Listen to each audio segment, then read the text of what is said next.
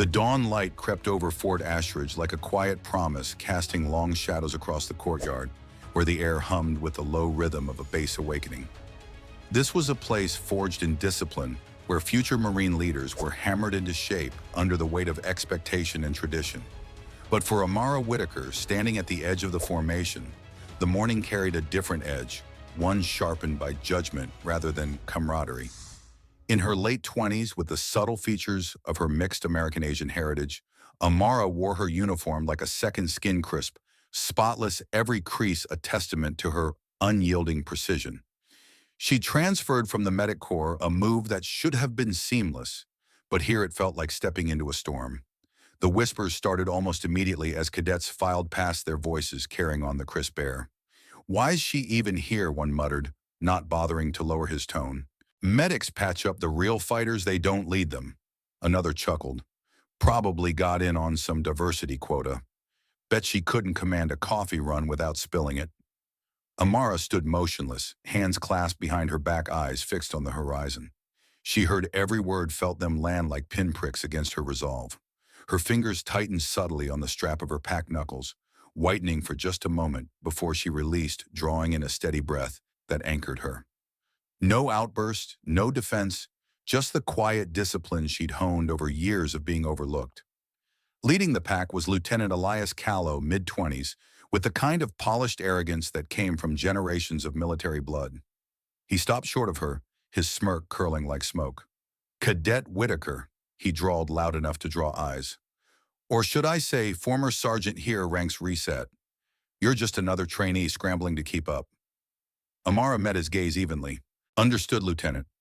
He leaned in closer, voice dripping with mock sympathy. "Hope those soft medic hands can handle a rifle. Wouldn't want you tapping out on day one." Laughter rippled through the nearby group, but Amara didn't flinch. Inside, a stifled anger simmered, not the explosive kind, but the slow burn of someone who'd faced this before. She turned away as they dispersed, finding a quiet bench under the fading stars. From her pocket, she pulled a worn postcard, its edges frayed from countless readings. Her father's handwriting stared back. "Steady wins fights, kid.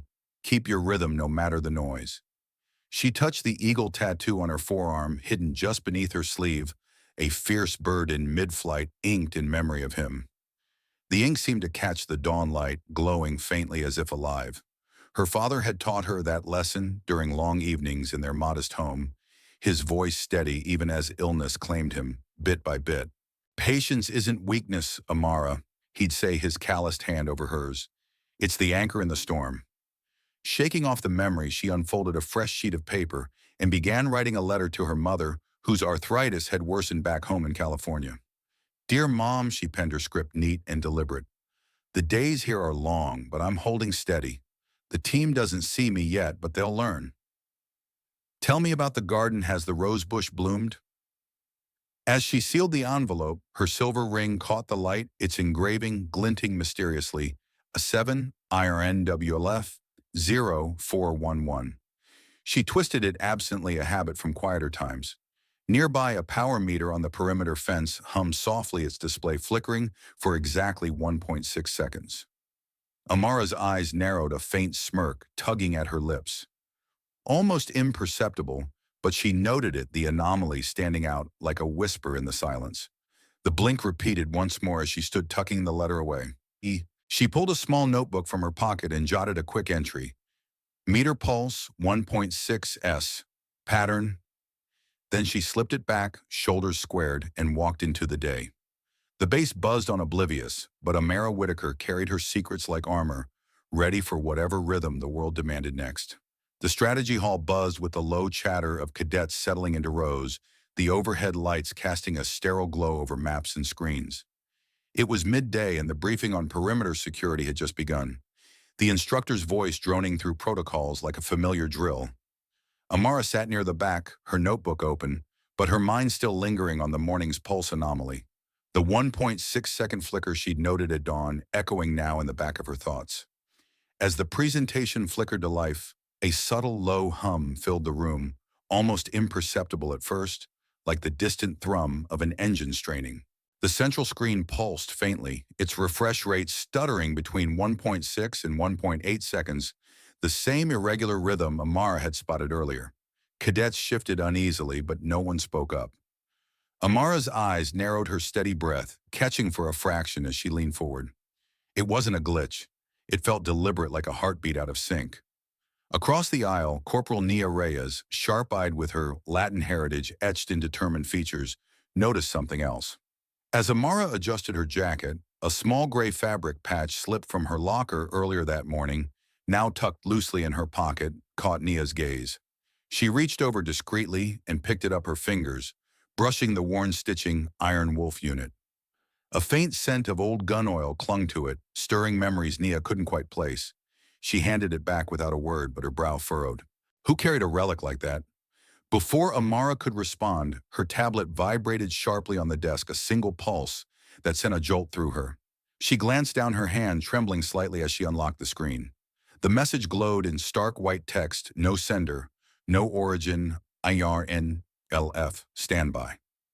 Her breath hitched the tremble in her fingers, betraying a flash of old wounds the day her commendation was buried, the echo of her father's voice fading in a hospital room.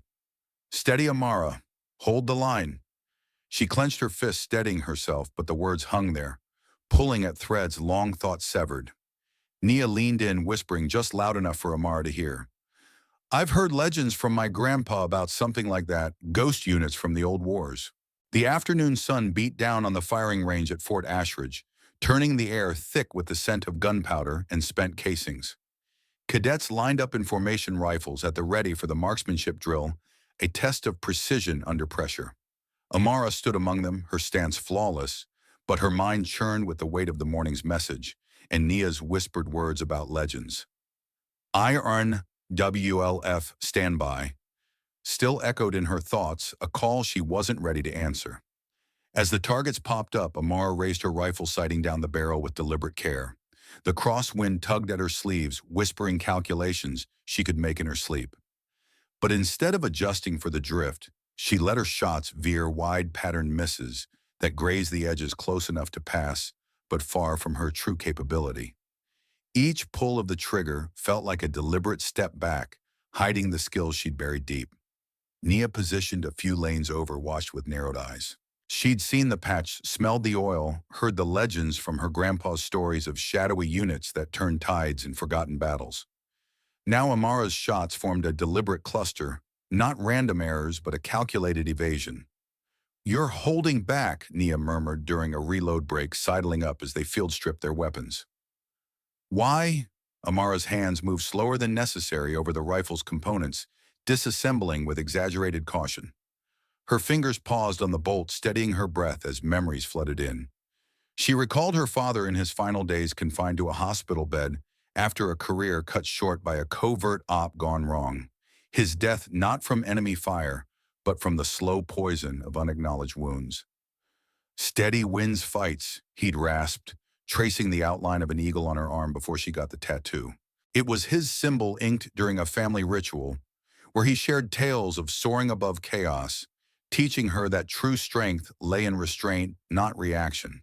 But that lesson had twisted when her own commendation was pushed aside years ago, a mission where she'd led a team through hell only for the credit to vanish in bureaucratic shadows, her role erased to protect higher ranks. The pain of it stung fresh now, a refusal born of old scars. She didn't want to resurrect that life, not here, not yet. Amara reassembled her rifle, jotting a quick note in her notebook. Pulse 1.6s, like a heartbeat hacked. The analogy fit a subtle intrusion, mirroring her own guarded heart. She glanced at Nia, offering only a tight smile. Just off my game today. Later, alone in the barracks, as evening shadows lengthened, Amara sat on her bunk, the notebook open. The power meter outside flickered again, that same 1.6-second pulse pulling at her resolve. Twilight draped Fort Ashridge in a soft haze, the pulse from the power meter still flickering in Amara's mind like an unresolved chord. She lingered near the perimeter fence, notebook in hand, tracing the anomaly with a pencil, when a shadow shifted in her periphery. Colonel Marcus Cole, a weathered veteran in his late 40s, stood at a distance, his broad frame etched with the scars of battles, long past eyes sharp under a furrowed brow. He'd been watching her since dawn, a silent sentinel noting the subtle ways she held back the patterned misses that spoke of hidden depths. Nia approached from the barracks, her steps purposeful but quiet, the gray patch still weighing on her thoughts. She fell in beside Amara, glancing at the notebook before meeting her eyes. "That message on your tablet, IRN2BLF. What is it? Sounds like one of my grandpa's wubby-wee tales, those ghost squads that vanished after saving the day." Amara paused, the words stirring a reluctant warmth. She twisted the silver ring on her finger, its engraving catching the fading light in a brief glint like a signal flare. The metal felt heavy with history, a tether to her father's lessons and the commendations she'd lost. With a clipped nod, she slipped it off and pressed it into Nia's palm. "If something happens, take this to Colonel Cole. He'll know." Nia's fingers closed around it, her expression softening with the weight of the gesture. No questions, just a quiet acceptance that bridged the gap between them, the kind of trust built in small, unspoken moments. She squeezed Amara's shoulder lightly. "I've got your back, whatever this is." From the shadows, Cole stepped forward just enough to be seen, his gaze locking on the ring in Nia's hand. He gave a single deliberate nod, recognition flickering in his eyes like an old flame rekindled before melting back into the dusk. The training hall thrummed with restless energy, the next morning cadets murmuring over strategy charts as the instructor outlined the day's exercises. Amara sat quietly, the ring back on her finger after Nia's promise, its weight a subtle reminder of the nod Cole had given her in the twilight, a silent acknowledgement that something was shifting. Nia glanced her way, a spark of newfound alliance in her eyes. But before anyone could speak, the lights flickered once, then plunged the room into darkness. 7 seconds stretched like an eternity, the only sound a collective intake of breath. Then with a low click, the doors at the far end swung open, heavy footsteps echoing through the silence, like thunder rolling in. Colonel Cole strode in, his presence filling the space before he uttered a word, broad shoulders, squared ribbons of past glories, gleaming under the restoring lights. His voice cut through the air, low and commanding, carrying the weight of authority earned in fire. "Iron Wolf, stand by. Sergeant Whitaker, front and center." The room froze. Cadets exchanged stunned glances, chairs scraping as bodies tensed. Amara rose slowly, her eagle tattoo flashing visible for a moment as her sleeve rode up the ink, seeming to pulse with her steady breath. The silver ring glinted on her hand, catching a stray beam of light. Her chest rose and fell in controlled rhythm, echoing her father's old mantra, even as shock rippled through her veins. Callow, seated near the front, blinked in disbelief, his arrogance cracking for the first time. He leaned forward, face paling. Everyone else stared, whispers dying unspoken. Why was a mere cadet, a mock medic, being summoned like a legend? Cole's gaze swept the hall, his authority hanging heavy, no explanation, just the paradox of a hidden hero called forth. The air thickened with unanswered questions, the loop tightening. Why her? Why now? Callow muttered under his breath, voice barely audible, but laced with denial. Impossible. The revelation hung in the air like smoke after a salvo, Cole's command still echoing as the hall emptied. Cadets whispered in clusters, stealing glances at Amara, but Callow's muttered "impossible" cut sharper than the rest. By afternoon, during a routine debrief in the ops room, he couldn't hold back. Leaning against a console with crossed arms, his voice rose above the murmurs. "This is a joke, right? A medic transfer spinning tales about glitches. Colonel, she's playing us, probably rigged that blackout herself for attention." Cole's eyes narrowed, his veteran calm a wall against the outburst. "Lieutenant, speculation isn't strategy. Stand down." But the seed of doubt had been planted, and Amara felt the eyes on her, the gauntlet of trials beginning in earnest. She didn't waste time on defense. Instead, she dove into the puzzle, hypothesizing aloud to Nia in a quiet corner of the armory later that day. "Those pulses, 1.6 to 1. 8 seconds, they're like a sync heartbeat, a signal trying to align with our systems. It's a spoofing sign projecting ghost signals to fool sensors, make them see threats that aren't there." Nia nodded, absorbing the insight. "Like creating illusions on the battlefield." "Exactly," Amara replied, her voice steady but laced with urgency. "And if it's paired with a simulated EMP, a pulse that stuns electronics like a lightning strike hitting your TV, and frying the circuits it could blind the whole base. But a hardline that's our backup, a dedicated cable immune to wireless hacks, hard to knock out unless you get physical. To test her theory, Amara slipped out to the western tree line, under the guise of a perimeter check, Naya covering her from afar. The junction box was tucked amid the underbrush, its panels secured, but not untouched. She pried it open carefully, her fingers tracing fine tool marks along the edges, precise scratches that screamed, tampering not where. "Someone's been here," she whispered into her comms, "probing for weak points." Back in the close quarters battle simulation that evening, Amara played weak to bait any watchers. In the mock urban maze, she hesitated on entries, fumbled reloads, deliberate slips that drew Callow's suspicion further.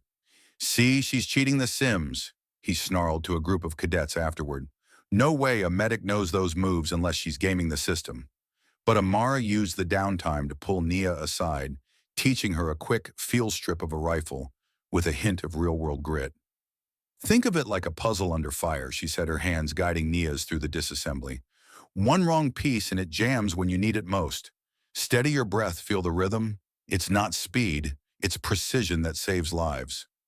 Nia practiced her confidence growing under Amara's quiet mentorship.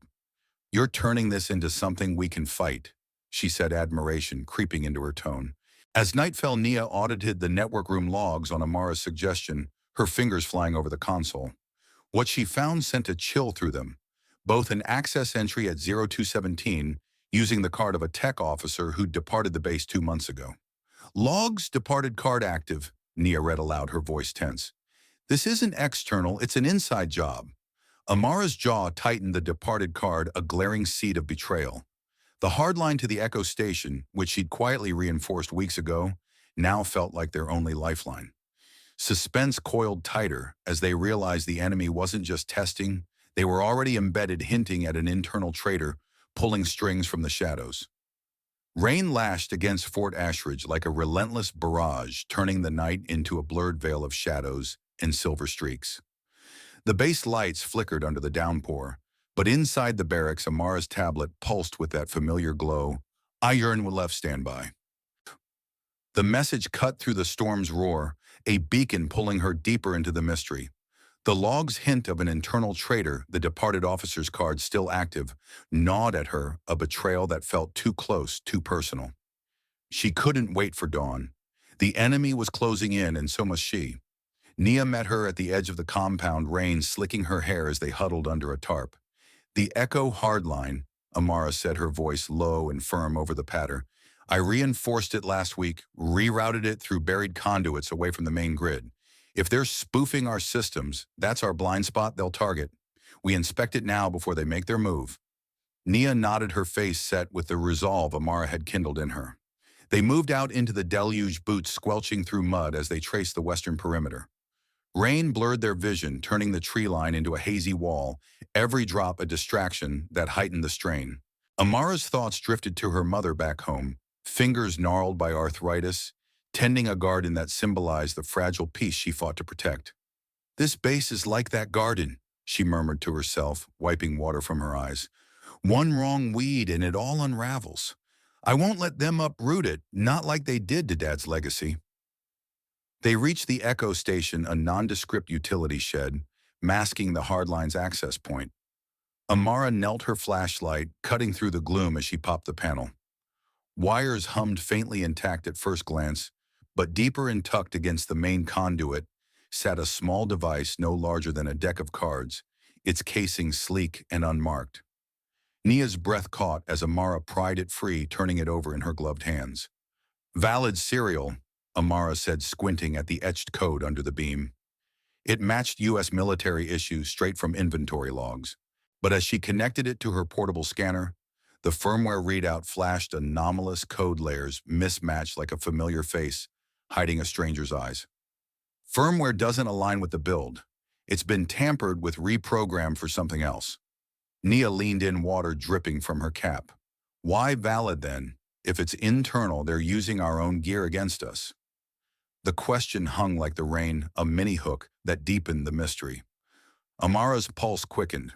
This wasn't random sabotage, it was calculated, someone inside weaving a web with official threads. She pocketed the device, mind racing. We set bait, leak a fake duty roster through the compromised logs, make it look like the armory's lightly guarded tomorrow night. Draw them out, see who bites.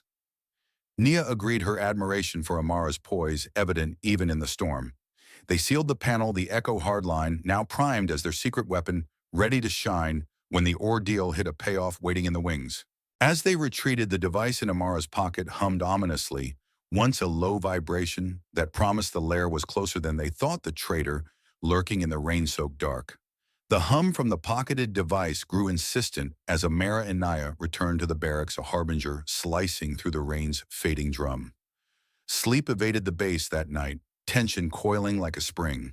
And then just past midnight, it snapped. Alarms wailed as the power grid faltered, a total blackout, sweeping the compound, radar screens going dark in a cascade of spoofed signals. Sensors turned deaf ghost readings, flooding the board's phantom intrusions everywhere, masking the real threat. It was the simulated EMP they'd feared, stunning electronics like an invisible hammer, leaving the base blind and vulnerable, but not entirely. In the ops center, a single console flickered to life, fed by the Echo hardline. Amara had reinforced the dedicated cable holding firm against the wireless chaos, a lifeline pulsing with critical data. "Echo's holding," Amara barked over the comms, grabbing her sidearm as she bolted toward the cybersecurity wing. The fake roster bait had worked. Logs showed movement converging there, drawn to the lightly guarded armory illusion. Nia flanked her, boots pounding corridors now lit only by emergency strobes. Shouts echoed from cadets scrambling to positions, but the infiltrators were already inside, three shadows in black fatigues, geared with suppressed weapons and tech packs slipping through a breached vent. A fourth lurked in reserve, planting diversions. They targeted the core servers, intent on crippling the base's digital heart. Amara burst into the wing, spotting the lead infiltrator, rigging a device to the main panel. "Freeze," she commanded, weapon raised. The figure whirled, firing a silenced round that chipped the wall near her head. Chaos erupted. Nia dove for cover, returning fire as Amara charged. She cut the sync module on a nearby junction with a swift knife slice, throwing their comms out of phase. Static crackled in their earpieces, disorienting the team. One infiltrator lunged at Nia, but she restrained him with a precise takedown, zip-tying his wrists as he grunted in surprise. Amara grappled another, twisting his arm until he dropped, captured, breathless. The third retreated into the shadows, vanishing down a service tunnel with a parting whisper that chilled her. "Iron Wolf." It personalized the assault, a taunt that confirmed they knew her, hunted her. But the fourth had planted the countdown device on the server rack, a compact bomb blinking red, its timer ticking down from 30 seconds. Audio pierced the phrase, steady ominous ticks, echoing like a heartbeat gone wrong. Callow, who'd rushed in recklessly, slipped on debris and cracked his head against a console, slumping unconscious amid the sparks. Amara's mind raced, falling back on the three-step emergency rule she'd drilled into her core. Preserve people first, drag the wounded to safety, isolate the threat, seal off the blast zone, restore the system, defuse, and reboot. It was like surgery on a bomb, one wrong cut and everything explodes. She grabbed Callow by the collar, hauling his dead weight to the doorway, with Nia's help muscles burning under the strain. "Go!" she yelled to Nia. "Get him clear!" Alone now, she turned back to the device timer at 9 seconds. Her breath steadied. "Steady wins fights," her father's voice whispered in her mind as she knelt, tools in hand. Preserve. The room was clear. Isolate. She yanked auxiliary wires to contain the blast. Restore. With precise snips, green wire, first then red.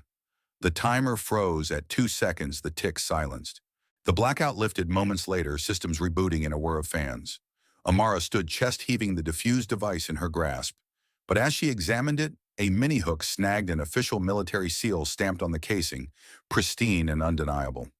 It screamed internal complicity, the traitor's fingerprints hidden in plain sight. The cyber wing fell silent as systems hummed back to life, the blackout's chaos giving way to a fragile calm.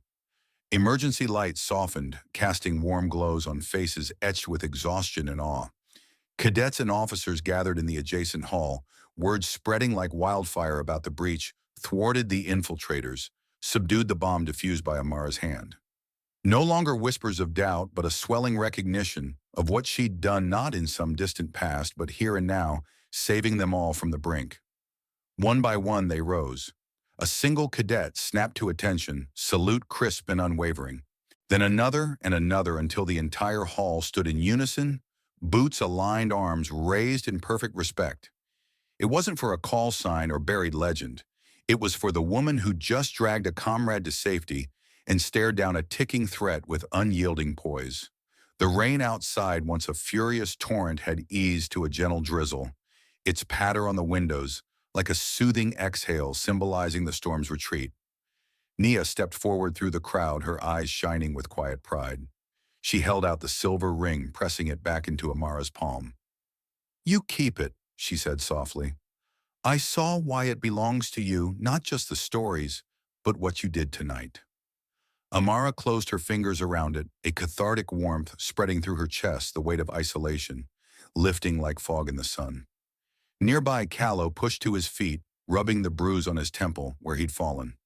His arrogance had shattered in the ordeal, replaced by a humbled clarity. He approached, voice steady but low, addressing the room. "Sergeant Whitaker, Amara, I was wrong. I didn't ask who you were or what you'd faced. I judged, and it nearly cost us everything. Thank you for pulling me out, for leading when I couldn't."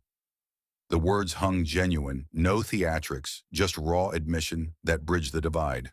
Amara met his gaze, nodding, once the release unfolding, slowly, a deep breath, held for what felt like 20 seconds, tension melting away. In that moment alone, amid the salutes, Amara touched her eagle tattoo fingers, tracing the inked wings. "Thanks, Dad," she whispered, a private warmth blooming, as if his steady spirit lingered. But as the applause faded, she glanced at the defused device in her hand, the official seal glaring under the lights. Who had issued it? The question lingered, a shadow in the victory. Cole watched from the doorway, his expression etched with concern. The hall's warmth lingered like an afterglow, salutes fading into quiet conversations as the base exhaled its collective relief. Amara stood amid the dispersing crowd, the defused device heavy in her hand, its official seal a nagging enigma under the backlight of the overhead lamps. Who had authorized it? The victory felt incomplete, suspense creeping back like shadows lengthening at dusk. In the ops room later, Nia pulled up the logs again, her fingers tracing the digital trails. "The departed officer's card, it's still active," she said, voice tight. "Access granted post-departure. Higher-ups must be protecting it, looping in overrides to keep it live. This goes deeper than a breach." Amara nodded, the pieces aligning in her mind, a web of complicity that threatened to unravel everything they'd fought for. But before she could respond, Cole's encrypted line buzzed in his pocket. He stepped aside, expression already etched with concern, answering in a low murmur. The voice on the other end was clipped, authoritative. "Close the case. That old commendation stays buried, no loose ends." Cole went silent, his jaw tightening as the call ended. The mention of the old commendation hung in the air like a veiled hint foreshadowing layers yet uncovered. Would he cover it up, fold under the pressure from above? Or go public, risking it all? The new loop tightened, suspense returning in full force. He clenched his fist knuckles, whitening before turning back to the room without a resurrection. Rebirth and the system twist. Cole's clenched fist lingered in Amara's mind as dawn broke over Fort Ashridge, the base stirring with the aftermath of the ordeal. The defused device and its official seal pointed to rot within the ranks, and the cryptic call he'd received, "Close the case," fueled her suspicion. Was he part of the cover-up shielding higher-ups who'd kept that departed card active? She confronted him in the quiet of his office, the air thick with unspoken accusations. "Colonel," she said evenly, placing the device on his desk. "That call last night. You're burying this." Cole met her gaze, his silence stretching before he sighed, leaning back in his chair. Not burying, facing it. He pulled up a classified file on his terminal, the screen glowing with redacted lines. Twist unfolded like a long-held breath, a procedural violation entry from years ago, now withdrawn, erased as if it never existed. "You took a bullet for me on that extraction op," he revealed, voice rough with memory. "Led the team, and no support brought us out alive. But the credit was stripped reassigned to protect brass egos. I owed you that bullet, Amara, and they made sure no one knew. The layer of surprise hit her hard, the erased commendation tied back to higher-ups who'd crossed paths with her father's unit, the same shadows that had diminished his legacy in bureaucratic haze. It wasn't just her story, it was a chain of silenced heroes stretching through generations.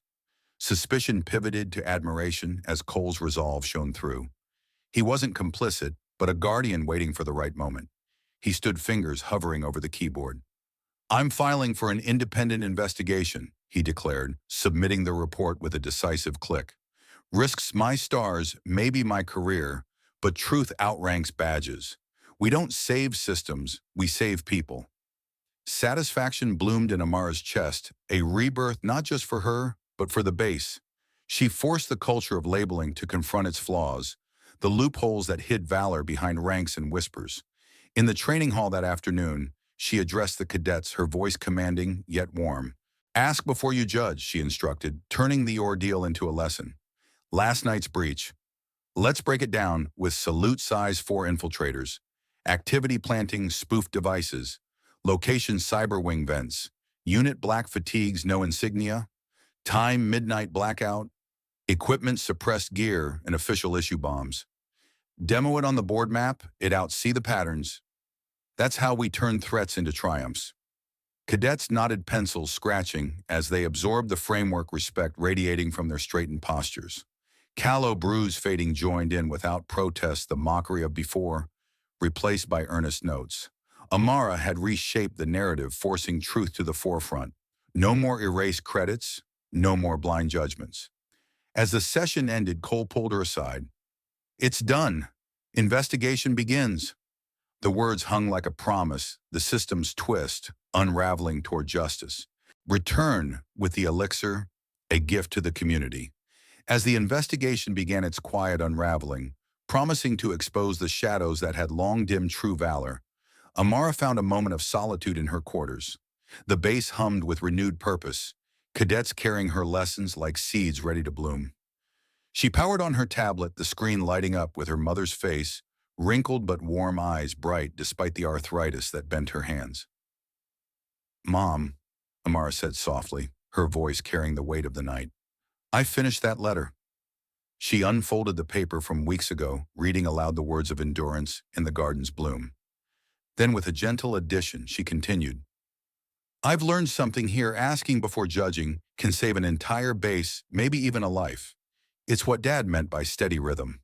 Her mother's smile widened, a quiet resonance passing between them, the kind that bridged miles and generations. "You've always had his wings, child," she replied.